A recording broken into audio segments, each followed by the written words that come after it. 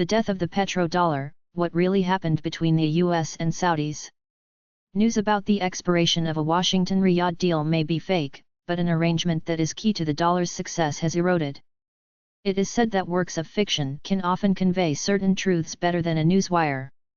That is perhaps the light in which to view reports circulating around the internet recently about the expiration of a 50-year petrodollar treaty between the US and Saudi Arabia. The agreement is a piece of fiction. The spurious reports appear to have originated in India or in the murky tangle of websites aimed at crypto investors. There was an official agreement between the US and Saudi Arabia signed in June of 1974 and another, secret one reached later that year, according to which the Saudis were promised military aid in exchange for recycling their oil proceeds into US treasuries. The deal whereby Riyadh would sell its oil in dollars was informal, and there was no expiration date. The petrodollar system as we have come to know largely grew organically. However, this fiction points to an underlying truth: the petrodollar has entered a long twilight from which there will be no return. No other economic arrangement has done more to ensure American preeminence over the last half-century. Yet in its essence it represented an implicit oil backing to the dollar that would be maintained. To borrow an idea originally expressed by financial analyst Luke Grumman, it is ultimately America's inability and unwillingness to maintain this backing that is gradually dooming the system. Origins of the petrodollar. When the US abandoned the dollar's gold peg in 1971, thus ending the Bretton Woods arrangement, the international financial system was thrown into chaos. What ensued was a turbulent period of high inflation and major adjustments to the new reality of free-floating currencies. Untethered from even the pretense of a gold backing, the dollar unsurprisingly devalued and inflation ran rampant. By the summer of 1973, it had lost a fifth of its value against other major currencies. This should have marked the end of the 2.5 decades of post-war dollar primacy. And yet quite a peculiar thing happened: the dollar's role as reserve currency and primary instrument of trade only expanded. The reason is that the Americans managed to steer the oil trade into dollars, starting with the Saudis in 1974 and soon thereafter extending to all of OPEC. This established a de facto commodity backing for the dollar. Since the oil market is much larger than the gold market, it actually gave the dollar even greater scope. In exchange for agreeing to sell their oil in dollars, Saudi Arabia became a protectorate of the US military. Many have seen this deal as a Godfather-like offer you can't refuse for the Saudis. After all, Secretary of State Henry Kissinger and Defense Secretary James Schlesinger attracted considerable attention in early 1975 by refusing to rule out the possibility of taking over foreign oil fields using military force in the event of a strangulation of the West by oil-producing countries. Although the US-Saudi oil deal predates these remarks, it's not a stretch to imagine that the kingdom regarded coming under the US tent as a safer move than waiting around to find out how the word strangulation would be defined. It probably was a good bet. Many things have transpired in Saudi Arabia in the intervening half-century, but one thing that has resolutely not happened is a color revolution or US regime change operation. The de facto oil backing and the exception that proved the rule. The dollar thus went from being pegged to gold under Bretton Woods to being unofficially backed by oil. And indeed, after the shock in 1973–74, oil traded in a remarkably stable range of roughly $15.30 per barrel for the next 30 years. This remarkable stability lies at the heart of the success of the petrodollar arrangement.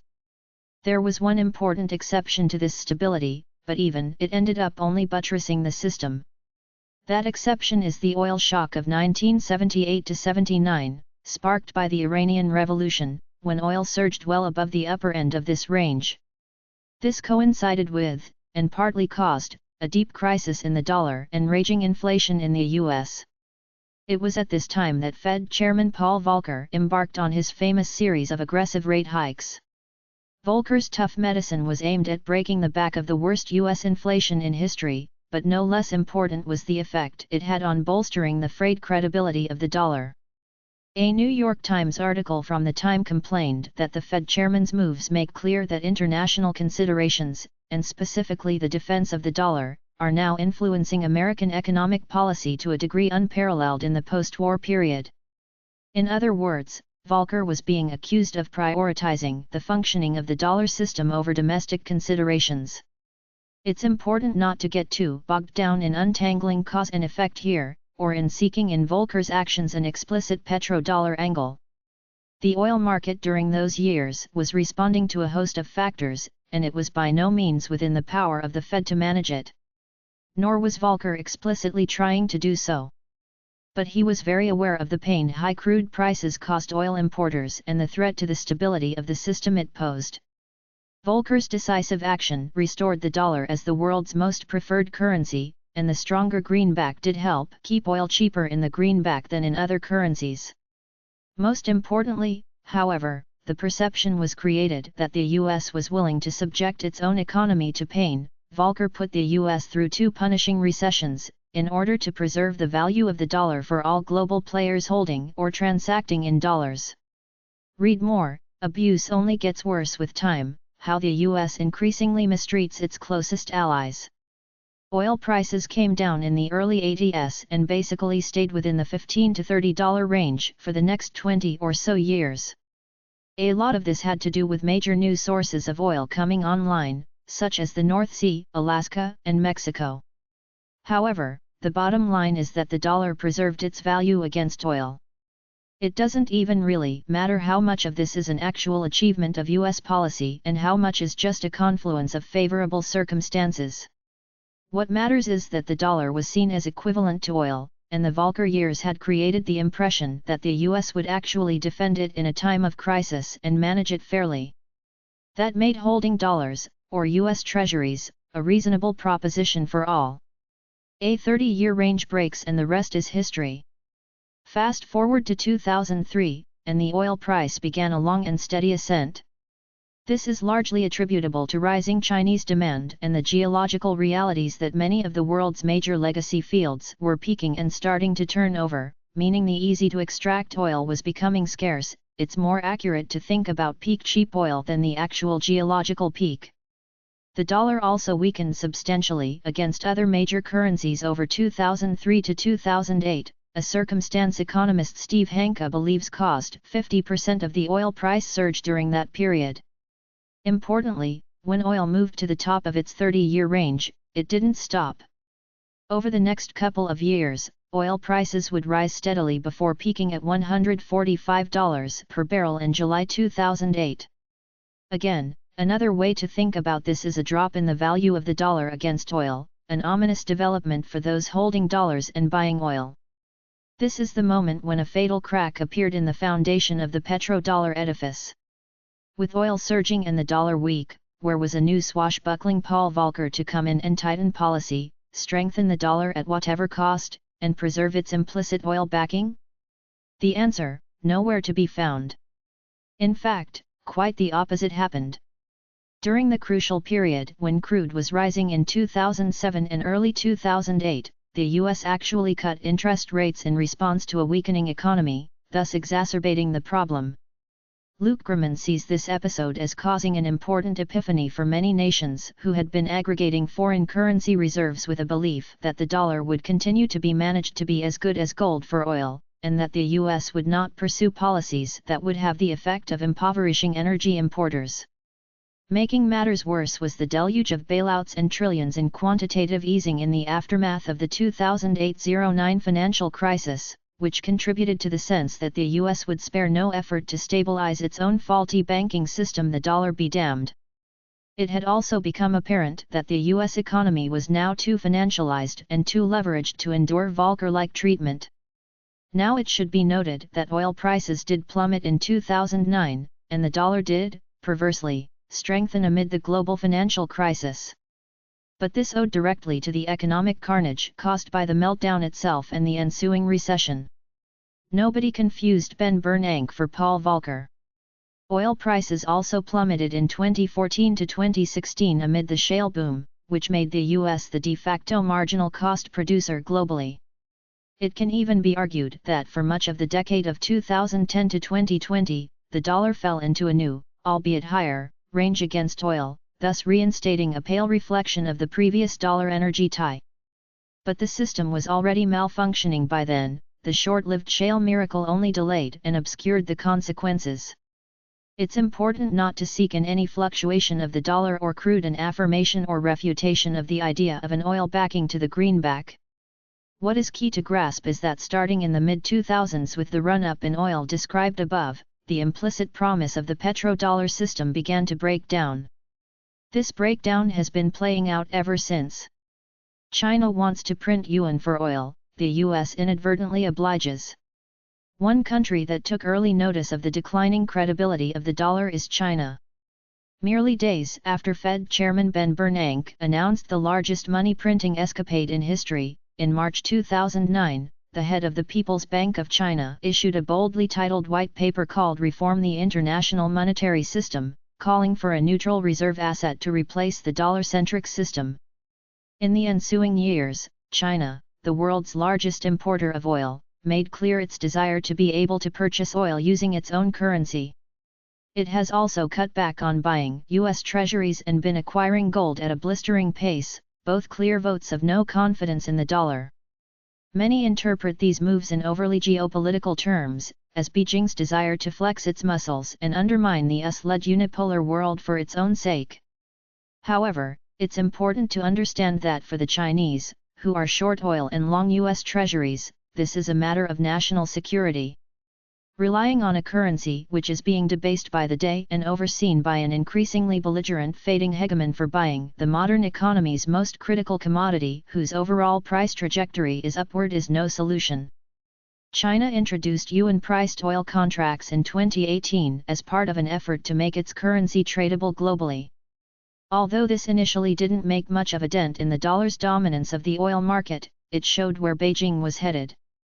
What got the needle moving was the Ukraine conflict, or rather Washington's unhinged reaction to it. And here we arrive at the meeting point of a deep-seated economic trend and a geopolitical flashpoint. With Moscow limited by sanctions and where it could market its oil, China significantly ramped up purchases of discounted Russian crude, with settlement in yuan.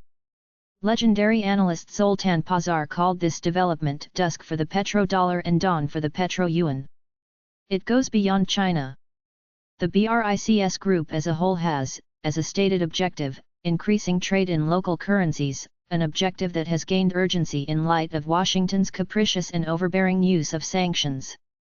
India, the world's third biggest oil importer and consumer, has become the biggest buyer of seaborne Russian crude since 2022, paying for Russian crude in rupees, dirhams, and yuan. As the BRICS group consolidates and new financial infrastructure and trade networks coalesce, the non-dollar oil trade will only grow. In January 2023, Saudi Arabia even openly stated that it was willing to sell oil in currencies other than the dollar, the first public acknowledgement of what had been a source of speculation for years. In November of that year, the kingdom sealed a currency swap deal with China, a surefire precursor of plans to do future business in local currencies. The petrodollar arrangement has been very good for the Saudis, and historically they have not shown a strong eagerness to give it up. No doubt contributing to this is a certain hesitancy about breaking with the Americans. Things do not tend to end well for the leadership of oil-producing countries who stop doing the bidding of the US. Yet the times are changing and Riyadh seems to sense that. Washington wants all the benefits but none of the responsibility. We are now accustomed to the proliferation of unbacked currencies, so it's hard to appreciate just how unusual the petrodollar arrangement was for a world long used to dealing with some form of gold standard. It's one thing for a government to insist that a currency be accepted within its own borders, but to propose that another country part with real goods such as oil for money backed by absolutely nothing would have been a tough sell in past eras. Yet the US managed to do that and more. But such an arrangement would never have been sustainable for so long, longer than the gold-backed Bretton Woods lasted, based on military power and backroom dealings by cabals of diplomats alone. While Washington has always acted with a certain sense of impunity, believing there to be no viable alternative to the dollar, for the several-decade-long golden age of the petrodollar there was at least an economic justification for it. It worked well enough for the rest of the world that, until recently, no major bloc emerged to oppose it. There also was the long shadow of Paul Volcker to give it credibility. However, just as the US reneged in 1971 on its obligation to convert dollars into gold, it later reneged on its implicit obligation to maintain the value of the dollar against oil. Since then, Washington has shed all semblances of fiscal restraint and any pretense of managing the dollar in the best interests of everyone. Instead, it now wields the greenback as a weapon in a desperate bid to roll back the very events it helped set in motion by not preserving the integrity of the currency in the first place. The US is now fighting to maintain all the benefits of this broken system, the responsibility for which it is neither equipped nor willing to take any longer. If the dollar isn't pegged to gold and isn't even implicitly backed by oil, and Washington won't preserve its integrity, then it is hardly up to the task of facilitating trade in critical resources. A system as deeply entrenched as the petrodollar won't disappear overnight, but when its economic foundation has eroded, it can only be maintained for so long by bluster and smoke and mirrors.